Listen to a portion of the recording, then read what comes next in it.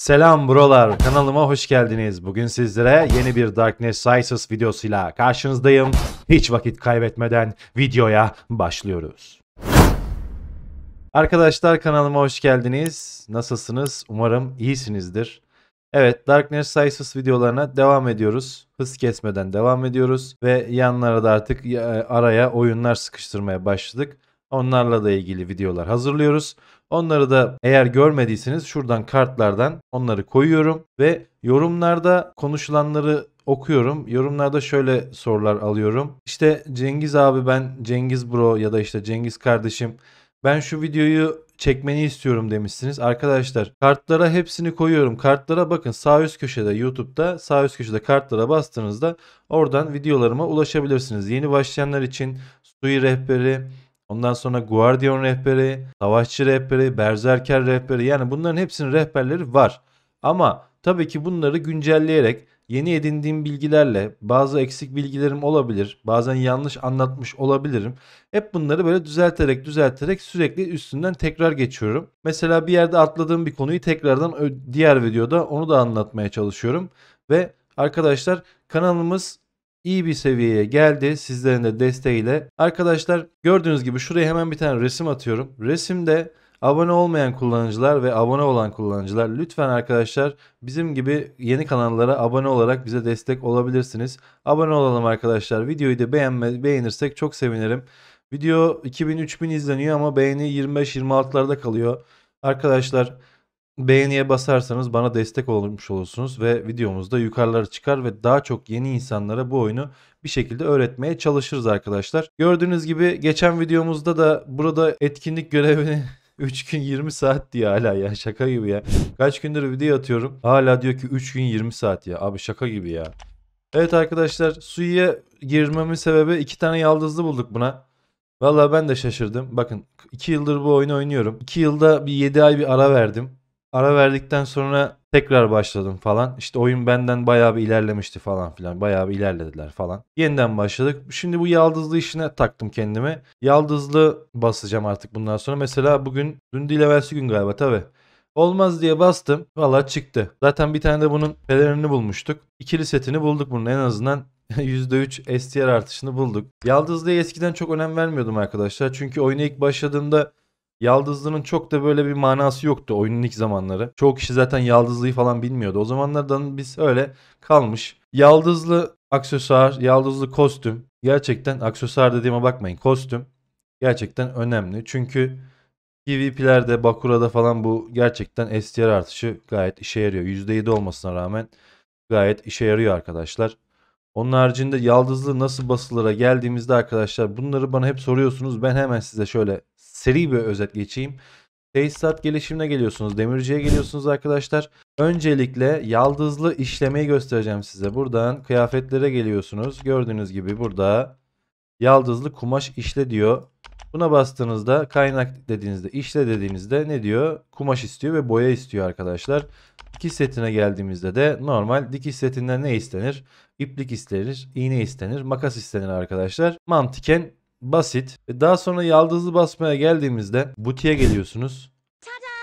Butiğe geldiğinizde arkadaşlar burada işte yaldızlı kumaşını koyarak, aksesuarlarınızı da koyarak basabiliyorsunuz. Buraya kadar anlamadığınız bir konu yok herhalde, çünkü basit. Şansı eskiden çok düşüktü. Şimdi biraz şansını arttırdılar. Fakat şansını arttırdılar ama ben bir fark görmedim. Bazen böyle geceleri oyun oynuyorum, işte günlükleri yapıyorum falan. Tabii siz onları görmüyorsunuz o anda. Çünkü onların videosunu çekmiyoruz. Günlükleri hepimiz yapıyoruz zaten oyunda. Bazen böyle rastgele basayım diyorum. Yaldızlı basayım diyorum. Basıyorum, oluyor. Ama videoda yaldızlı basmayı deneyeceğim. Biraz size yaldızlı biriktireceğim. Onda deneyeceğiz arkadaşlar. Hatırlıyorsunuz ki, izleyenler vardır. Şurada kartları hemen koyuyorum. L basma videom var. O videoda gerçekten L'lerimi, yani S artı artılarımı videoya saklamıştım. Ve kaç tane L bastığımı şurada kartlardan, videodan görebilirsiniz. O video da çok güzeldi. Hatta videoyu izleyen herkes de çok şaşırdı. Bu kadar mı şans olur falan filan diye. Valla videonun şansına bir sürü çıktı yani. O yüzden o videoya bakmanızı tavsiye ederim arkadaşlar. Evet arkadaşlar, ana karakterimiz olan Cengiz Bro Berserker, yani Cengaver karakterimiz. Karaktere şöyle bir baktığımızda Truva filminde filmin başında bir eleman vardı. Bilmem hatırlar mısınız? Şuraya hemen resmini koyacağım. Elemana benzetmeye çalıştım. Yorumlarda yazın lütfen. Benziyor mu, benzemiyor mu? Ben benzetiyorum ama boyunu, postunu böyle ona göre benzettik. O filmi çok severim arkadaşlar. Yaklaşık bir 5-6 kere de izlemişimdir. Çok keyifli ve efsanevi bir filmdi. O karaktere benzettim. Şu an ismini hatırlayamıyorum ama burada fotoğrafını göndereceğim. Görürsünüz. Evet arkadaşlar, Berserker'imiz şu an 20 level yaptık, fullledik. Çünkü kullandığımız, ben size geçen videoda söylemiştim. Kullandığınız skill'lerin iyi önce levellerini arttırın ki işinize yarasın. Yıkım gücünü 120 yaptık arkadaşlar. Barbar darbe en sevdiğim skill'lerden biri. Hele kritik tuttu mu çok kötü yapıyor. Onu da 120 level yaptık. Stun kullandığımız için acı kavrayışı da 120 level yaptık ve şimdi Garez bombasına gidiyoruz. Ama öncelikle ben şu ölüm çarpışını fulllemek istiyorum. 115 level. 4000'de SP'miz var. Bakalım olacak mı? Evet. Ölüm çarpışımızı da 120 level yaptık. Gayet de güzel vuruyormuş. 740 vuruyormuş. PvP'de de 690 vuruyormuş. 720 PvP'de yıkım gücü vuruyormuş. Güzel. Tanımız da 710. Evet. Kombinasyonumuz bu şekilde arkadaşlar. Dediğim gibi kullandığınız skill'leri önce levellerini arttırın. Ben öyle yaptım. Bu skill'leri kullandığım için, bu 4 skill'i kullandığım için 4 skill'in de levellerini 120 yaptım. Şimdi Garez bombasını da 120 yapacağız. Çünkü PvP'de bu da işe yarıyor. O şekilde yapacağız arkadaşlar. Dediğim gibi bu şekilde yapın. Bakuraları biriktiriyoruz arkadaşlar. Bakuramızda gene 96 şeytani ruh yaptık. Asıyoruz. Gene bir item yapabiliyoruz. Yalnız şöyle bir sıkıntı var.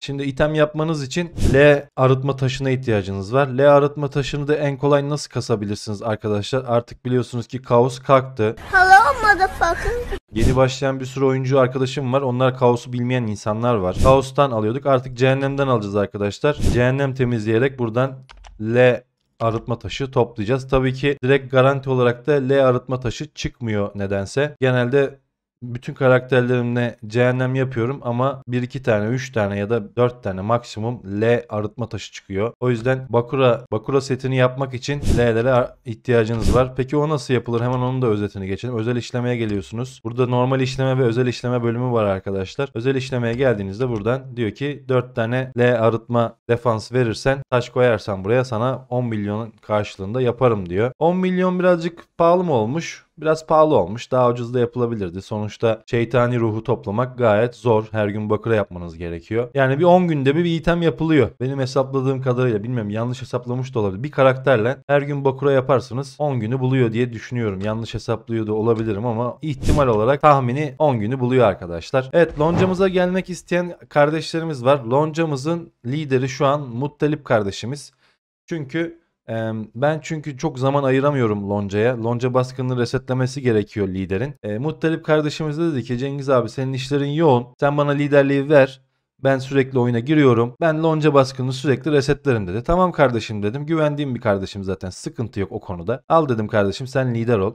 O kendisi lider oldu. Ceveneburi loncamız 20 seviyeye ulaştı arkadaşlar. Ben bu loncayı bir takipçimden hediye aldım. Kendisine de buradan video izliyorsa teşekkür ediyorum. Bir 5-6 ay önce falan demişti ki Cengiz abi ya kusura bakma ama bir şey söyleyeceğim. Buyur kardeşim dedim. Abi dedi sen dedi bir level loncayı açma dedi. Ben sana da benim loncayı vereyim dedi. Sen dedi loncanın lideri ol dedi. İsmi de öyle kaldı. Arkadaşımızın kardeşimizin ismi. Koyduğu isim yani Ceveneburi. Bir ara anlamını söylemişler de unuttum şimdi. Yunanca bir kelimenin çevirisi miydi neydi hatırlamıyorum şimdi. Muttalip kardeşimizi lider yaptık arkadaşlar.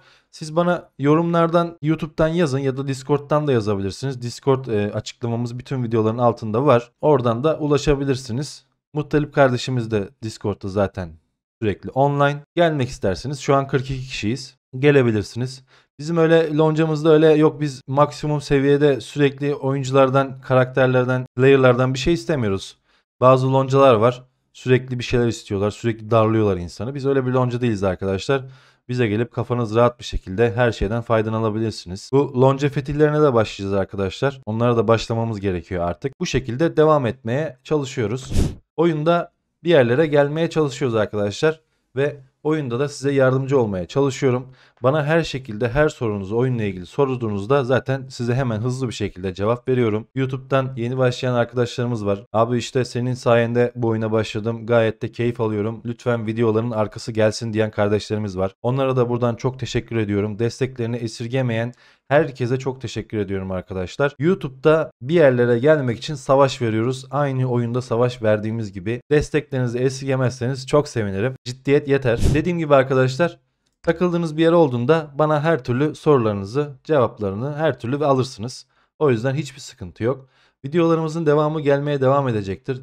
Yeni oyunların videosu da gelmeye devam edecektir. Bu hafta pazar günü canlı yayın yapmayı düşünüyorum. Canlı yayına herkesi bekliyorum arkadaşlar. Bu hafta pazar günü canlı yayın yapacağım.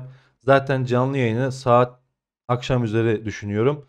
Erken bir saatte zaten onun size bilgisini atarım YouTube'dan. Oradan da görebilirsiniz.